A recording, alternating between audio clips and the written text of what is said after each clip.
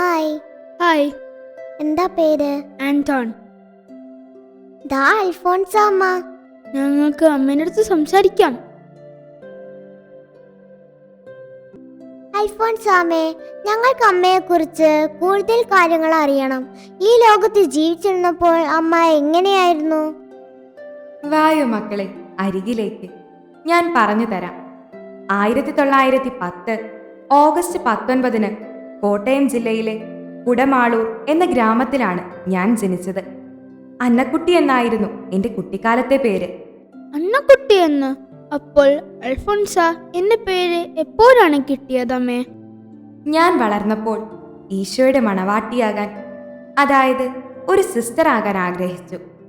അങ്ങനെ Changanassery ഭരണങ്ങാനത്തുള്ള Franciscan Clarist സന്യാസ സഭയിൽ ഞാൻ ചേർന്നു.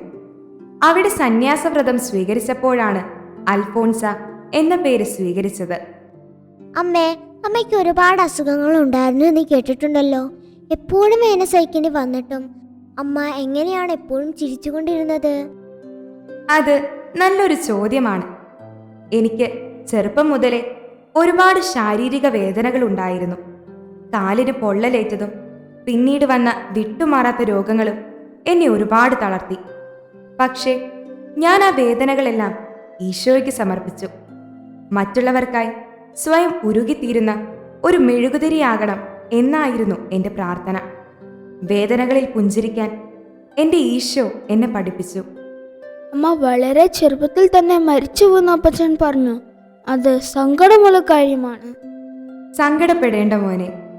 1946 ജൂലൈ 28 എൻ്റെ 36ാമത്തെ വയസ്സിലാണ് ഞാൻ ഈ ലോകത്തോട് വിട പറഞ്ഞത്. ഭരണങ്ങാനത്താണ് എന്നെ അടക്കം ചെയ്തിരിക്കുന്നത്. മരണം ഒരവസാനമല്ല, ദൈവത്തിൻ്റെ അടുത്തേക്കുള്ള യാത്രയാണ്. അമ്മേ, അമ്മയെ വിശുദ്ധ എന്ന് വിളിക്കുന്നത് എന്തുകൊണ്ടാണ്? ഞാൻ മരിച്ചതിന് ശേഷവും എന്നെ വിളിച്ച് പ്രാർത്ഥിച്ച ഒട്ടനവധി ആളുകൾക്ക് അത്ഭുതകരമായ രോഗശാന്തിയും അനുഗ്രഹങ്ങളും ലഭിച്ചു.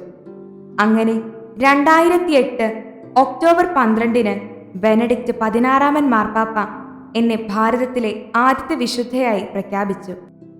വാവ്, ഭാരതത്തിലെ ആദ്യത്തെ വിശുദ്ധ! ഞങ്ങൾക്ക് അമ്മയോർത്ത് വലിയ അഭിമാനം തോന്നുന്നു. സന്തോഷം മക്കളെ. നിങ്ങൾ എപ്പോഴും ഓർക്കുക, ജീവിതത്തിൽ എന്ത് കഷ്ടപ്പാടുകൾ വന്നാലും ദൈവത്തിൽ വിശ്വസിക്കുക, മറ്റുള്ളവരോട് കരുണ കാണിക്കുക. എങ്കിൽ നിങ്ങളും ദൈവത്തിന് പ്രിയപ്പെട്ടവരാകും. ഒത്തിരി നന്ദി അൽഫോൺസാമേ. ഞങ്ങൾ അമ്മ പറഞ്ഞതുപോലെ ജീവിക്കാം. ഞങ്ങളെ എപ്പോഴും അനുഗ്രഹിക്കണേ.